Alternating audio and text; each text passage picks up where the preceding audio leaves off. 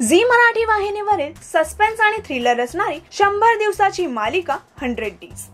यात स्वीट आणि गॉर्जियस तेजस्विनी पंडित व स्मार्ट आणि डॅशिंग आदिनाथ कोठारे या दोघांच्या प्रमुख भूमिकेने प्रेक्षकांचे लक्ष वेधून घेतलं आहे। यात येणाऱ्या वेगवेगळ्या ट्विस्टने प्रेक्षकांना कथानकात गुंतवून ठेवले आहे।